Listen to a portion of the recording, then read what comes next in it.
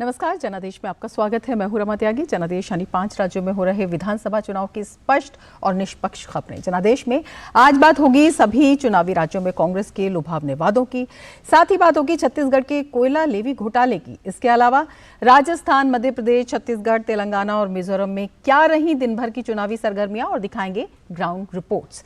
साथ ही जानेंगे जमीनी सियासी हकीकत राज्यों में मौजूद अपने संवाददाताओं से। तो आइए करते हैं इस खास प्रोग्राम की शुरुआत।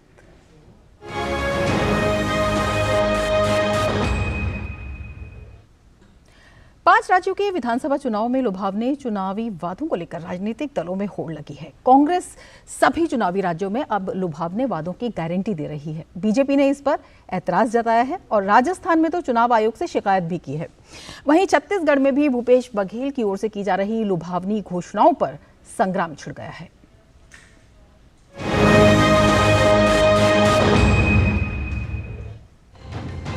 चुनावी राज्यों में कांग्रेस की ओर से दी जा रही गारंटी पर सियासी घमासान मचा हुआ है। राजस्थान के मुख्यमंत्री अशोक गहलोत 7 गारंटियां देने के बाद अब लोगों से मोबाइल नंबर पर मिस्ड कॉल करवाकर इनका लाभ लेने के लिए पंजीकरण करवा रहे हैं, जिसे लेकर बीजेपी ने चुनाव आयोग से शिकायत की है। बीजेपी का कहना है कि इस तरह से योजनाओं का प्रलोभन देकर पंजीकरण करवाना आदर्श आचार संहिता का उल्लंघन है। साथ ही बीजेपी ने कांग्रेस से ये भी पूछा है कि इन गारंटियों के वित्तीय प्रबंधन का रोड मैप क्या होगा। महिला जानना चाहती कि जो आपने प्रॉमिसेस पहले किए थे वो पूरे क्यों नहीं हुए। जिस तरह की स्थिति है, सिर्फ अनाउंस करने से कुछ नहीं होगा। जो वित्तीय स्थिति राजस्थान के अंदर अभी चल रही है, उससे ऐसा लगता है कि आगे आने वाले समय में जो घोषणाएं की गई हैं उनकी पूर्ति नहीं हो सकती। हम इतना डिमांड करते हैं कांग्रेस पार्टी से कि जो गारंटीज दे रहे हैं उनका रोड मैप क्या होगा, किस तरह से वित्तीय प्रबंधन करोगे। हालांकि चुनाव में जीत के लिए कांग्रेस मिस्ड कॉल के बाद अब इन गारंटियों को राजस्थान में प्रचारित करने के लिए कांग्रेस गारंटी यात्रा शुरू करने जा रही है। उधर छत्तीसगढ़ में भी कांग्रेस फिर से किसान कर्ज माफी समेत कई लुभावने वादे जनता से कर रही है। पूर्व मुख्यमंत्री और बीजेपी के वरिष्ठ नेता रमन सिंह ने कहा है कि भूपेश बघेल को अब ये एहसास हो गया है कि उनकी सरकार जाने वाली है, इसीलिए ऐसी घोषणाएं कर रहे हैं। अब इनको अपनी भूपेश को ये एहसास हो गया है कि कुर्सी जा रही है, सरकार जा रही है। अब रोज नई घोषणा करके बचना चाहते हैं, मगर छत्तीसगढ़ की जनता को मालूम है 40 दिन के मुख्यमंत्री हैं ये, इनकी घोषणाएं का कोई महत्व नहीं। हालांकि छत्तीसगढ़ के मुख्यमंत्री भूपेश बघेल कह रहे हैं कि उन्होंने तो 17 घोषणाएं कर दी हैं, बीजेपी को कम से कम एक घोषणा तो करनी ही चाहिए। भैया हम लोग 17 तो कर दिए। राहुल जी ने घोषणा की, गारंटी दी, प्रियंका जी ने गारंटी दी, हम सब ने गारंटी दी है, लेकिन भारतीय जनता पार्टी से एक हाथ तो आता है। मध्य प्रदेश, तेलंगाना और मिजोरम में भी कांग्रेस इसी तरह की गारंटी दे रही है। बीजेपी का कहना है कि बाकी पार्टियां चुनाव जीतने के लिए सरकारी खजाने की परवाह किए बिना ऐसे वादे कर रही हैं जिनको पूरा करना संभव नहीं है। बीजेपी ऐसे वादे नहीं करती। The promises, all those toll claims made by other political parties cannot be fulfilled, so their promises are merely an election or political stunt. चुनाव आयोग भी इस तरह के लुभावने वादों को लेकर राजनीतिक दलों को कई बार आगाह कर चुका है। जयपुर से मुरारी गुप्ता के साथ bureau report, DD news.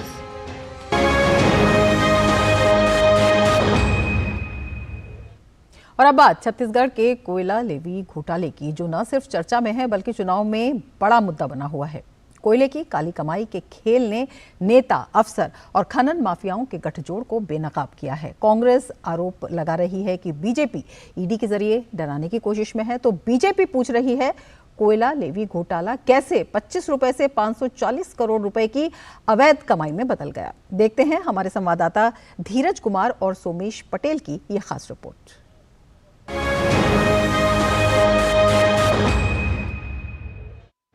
Chhattisgarh के मुख्यमंत्री की उप सचिव सौम्या चौरसिया, 2009 बैच के आईएएस समीर विश्नोई, कृषि विभाग की निदेशक रानू साहू, खनन माफिया सूर्यकांत तिवारी समेत कई खनन अधिकारी।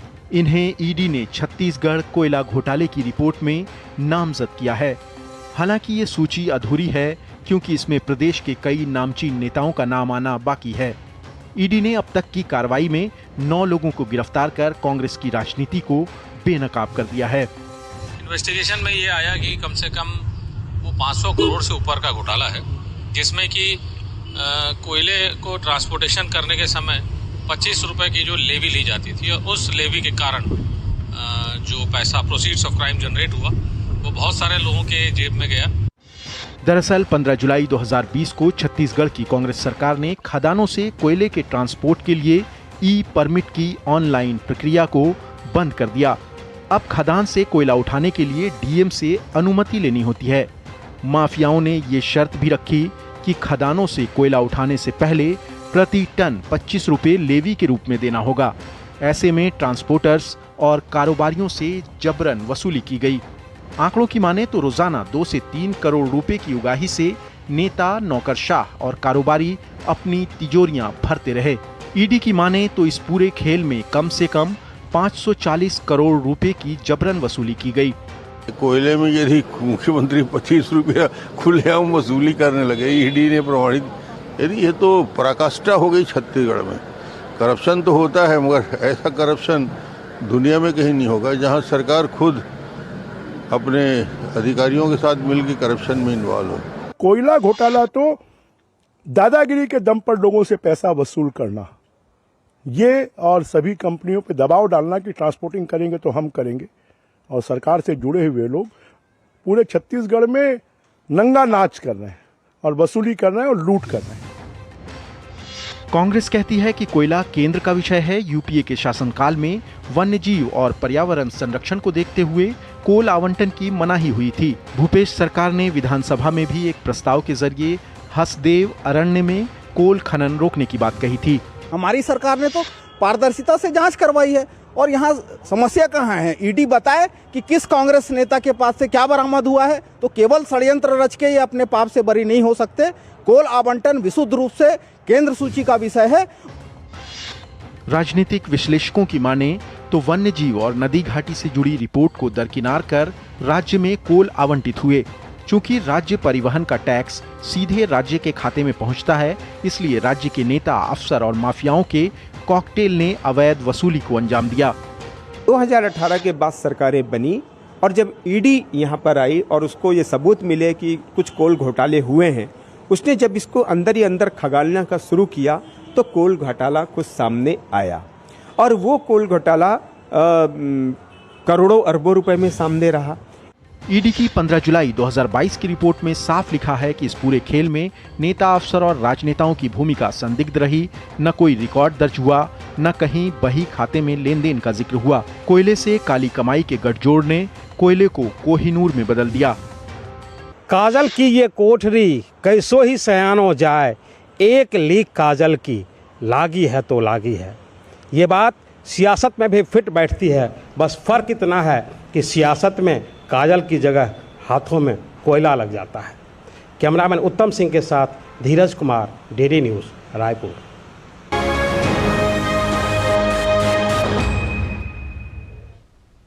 और अब सीधे चलेंगे हमारे संवाददाता धीरज कुमार के साथ, उनके पास छत्तीसगढ़ जो मौजूद हैं और ज़्यादा जानकारी के साथ, और वहाँ के जो सियासी समीकरण हैं उनके बारे में भी उनसे पूछेंगे। लेकिन धीरज, सबसे पहले आपसे ये जानना चाहेंगे, आपकी रिपोर्ट हमने देखी, ये कोयला लेवी का जो मामला है, वैसे तो कई मुद्दे हैं जो सुर्खियों में हैं, लेकिन ये कितना बड़ा मुद्दा यहाँ पर बन गया है और क्या कुछ इसका असर पूरे चुनाव पर पड़ता हुआ आप देख रहे हैं?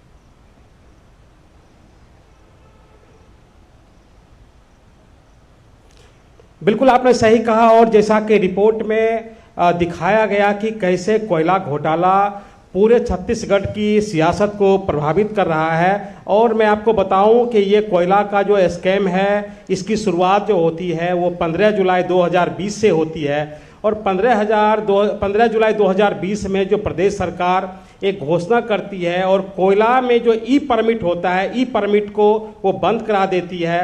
मीन्स ऑफलाइन को उन्होंने बंद, ऑनलाइन को उन्होंने बंद कराकर ऑफलाइन करा दिया, और यहीं से कोयला में घोटाले की शुरुआत जो होती है।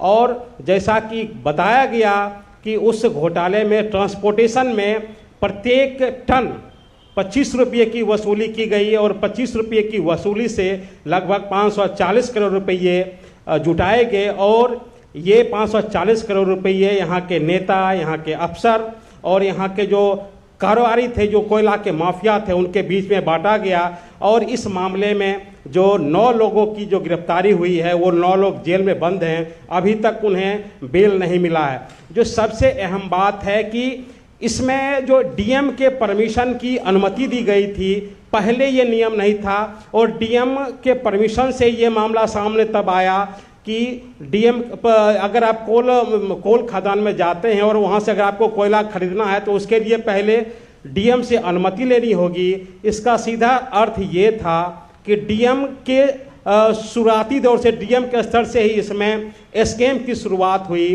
क्योंकि वहाँ परमिशन लेना जरूरी हो गया।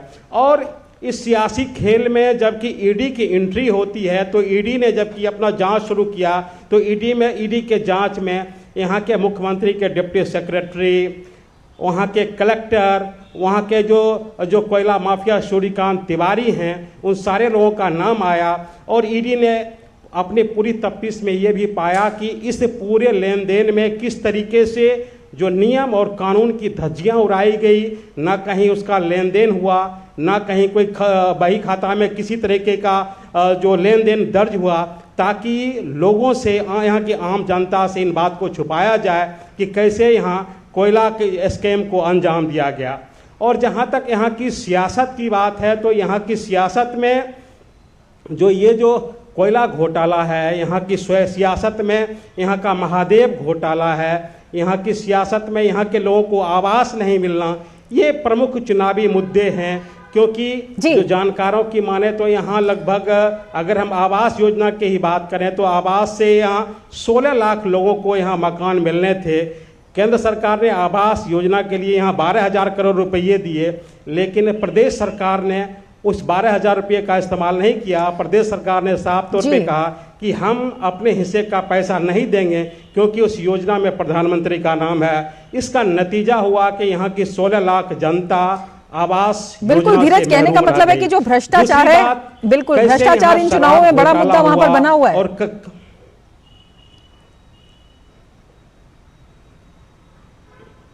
बिल्कुल आपने सही कहा। और भ्रष्टाचार के इस मुद्दे में ऐसा कहा जाता है कि यहाँ से कैसे हर क्षेत्र से पैसे की उगाही की गई है, चाहे शराब के क्षेत्र में उगाही की गई हो, चाहे कोयला के क्षेत्र में उगाही की गई हो, चाहे महादेव घोटाला के नाम पे उगाही की गई हो। और जो जानकार जो बताते हैं कि शराब घोटाला ही यहाँ का वो लगभग 20,000 करोड़ रुपये का है। और एक जो स्कीम जो कि भूपेश सरकार ने लाई, और जिस स्कीम को लाकर उन्होंने पूरे प्रदेश में अपना ढिंढोरा पीटा, वो था गौठान योजना। उसमें गौ संरक्षण, गौ पालन की बात थी, वैसे गाय को बचाने की बात थी, उनके लिए चारागाह देने की बात थी, उनको खाना देने की बात थी।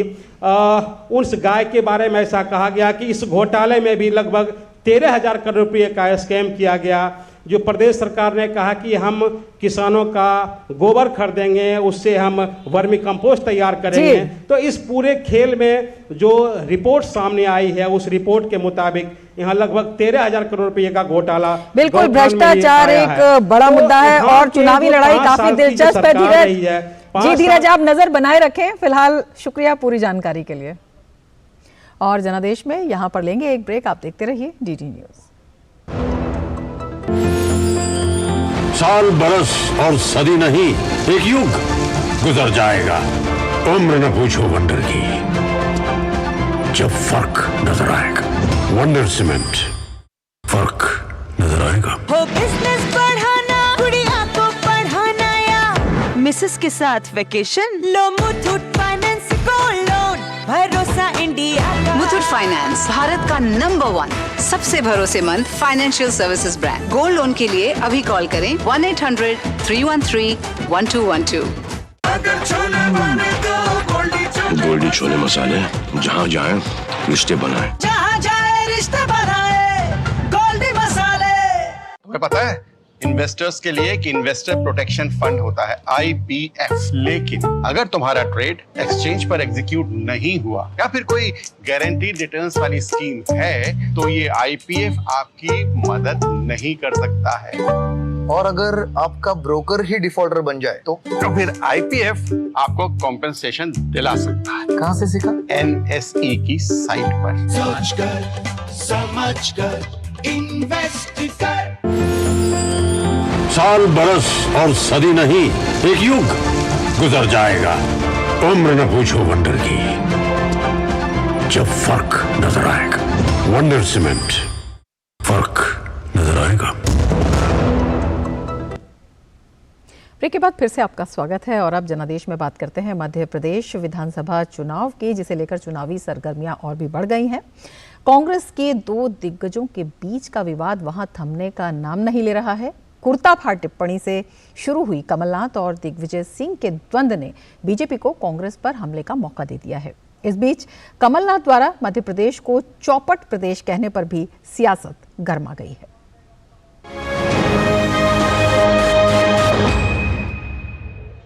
मध्य प्रदेश विधानसभा चुनाव के बीच कांग्रेस पार्टी के दो दिग्गजों कमलनाथ और दिग्विजय सिंह के बीच बढ़ती दूरियों से पार्टी चिंतित है। कहा जा रहा है कि मतभेद दूर करने के लिए दोनों नेताओं को दिल्ली तलब किया गया। अब मुख्यमंत्री शिवराज सिंह चौहान ने इस मामले पर तंज कसा है। अभी जय और वीरू की जोड़ी है जिसको दिल्ली बुलाया गया। अब वो कहते हैं कि भाजपा भ्रम फैला रही है। जैसा मैंने अखबारों में देखा भाजपा भ्रम फैला रही है, तो फिर दिल्ली क्यों बुला रही है? हालांकि मध्य प्रदेश कांग्रेस अध्यक्ष कमलनाथ ने दिल्ली में हुई बैठक में इस तरह की किसी चर्चा से इनकार किया। साथ ही उन्होंने यह भी कहा कि दिग्विजय सिंह के साथ नाराजगी जैसी कोई बात नहीं है। दौरा राहुल जी का, प्रियंका जी का, खड़गे जी का, इस विषय में हमारी मीटिंग है। सर कुछ नाराजगी थी वो खत्म हो गई। नाराजगी की तो बात ही नहीं थी, ये तो दौरों की बात थी। इस बीच कमलनाथ द्वारा मध्य प्रदेश को चौपट प्रदेश कहने पर भी सियासत गर्मा गई है। मुख्यमंत्री शिवराज सिंह चौहान ने कहा कि ये प्रदेशवासियों का अपमान है और जनता इसे बर्दाश्त नहीं करेगी। चौपट प्रदेश कहना मध्य प्रदेश का अपमान है, मध्य प्रदेश की जनता का अपमान है। अरे शिवराज से बैर है राजनीतिक, तो अब मेरा अपमान करो ना, मुझे गालियां दो, मध्य प्रदेश का अपमान क्यों करते हो? विदिशा जिले में जनसभा को संबोधित करते हुए कमलनाथ ने कहा था कि 18 सालों में मध्य प्रदेश चौपट प्रदेश बन गया है। इस बीच जनता की ओर से फैसला सुनाने से पहले ही कांग्रेस सांसद नकुलनाथ दावा कर रहे हैं कि उनके पिता कमलनाथ ही सीएम बनेंगे, तो बीजेपी भी अपने काम के दम पर चुनावों में जीत का दावा कर रही है। 7 तारीख को भोपाल जरूर आइएगा कमलनाथ जी के शपथ ग्रहण। हमने काम किया है, वादे पूरे किए हैं और वहां जिन्होंने 2018 में वचन किए थे राहुल गांधी जी को बुलाकर, चूंकि राहुल गांधी को बुलाने की अब दम बची नहीं, इसलिए प्रियंका जी को बुलाकर नए वादे किए जा रहे हैं। काम किया नहीं इसलिए डर रहे हैं चुनाव हारने के लिए। अभी से दिग्विजय सिंह जी ने ईवीएम का रोना शुरू कर दिया है, तो ये बताता है कि कांग्रेस पार्टी अपनी हार स्वीकार कर चुकी है। वहीं भारतीय जनता पार्टी प्रचंड जीत के साथ जनता का आशीर्वाद पुनः पाने की दिशा में आगे बढ़ गई है। राजनीतिक पार्टियों के इन दावों के बीच फैसला तो मध्य प्रदेश की जनता को ही करना है कि कौन प्रदेश की कमान संभालेगा और कौन मुख्यमंत्री बनेगा। अजय द्विवेदी के साथ bureau report, DD news.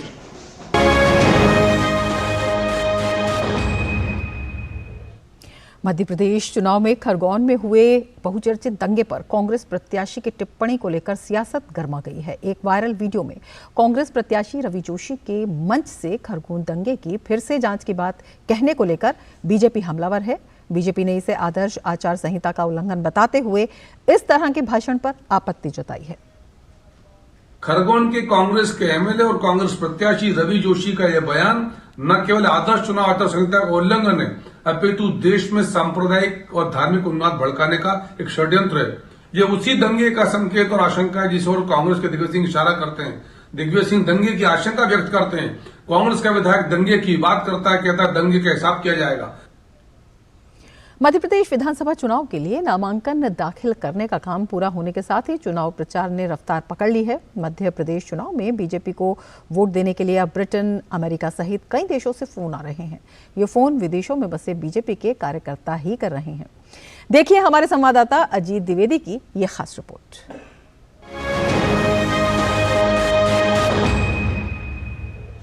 Madhya Pradesh विधानसभा चुनाव में जीत के लिए बीजेपी प्रचार में कोई कसर नहीं छोड़ रही। पार्टी के विदेश विभाग की ओर से वोट फॉर एमपी कैंपेन चलाया जा रहा है। वैश्विक कॉलेथॉन के तहत विभिन्न देशों में बसे बीजेपी के एनआरआई कार्यकर्ता प्रदेश के मतदाताओं को फोन कर बीजेपी के लिए समर्थन मांग रहे हैं।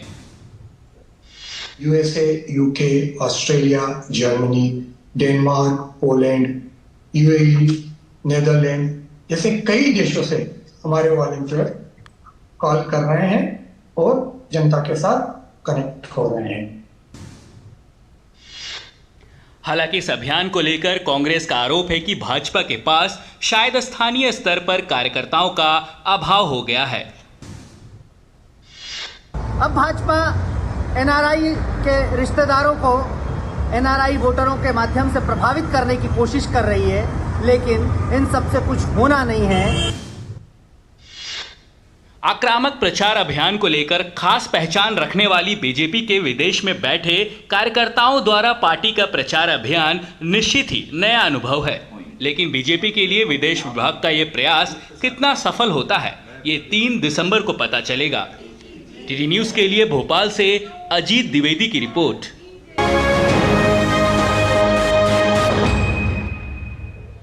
और जनादेश में वक्त है एक ब्रेक का। आप देखते रहिए टीडी न्यूज।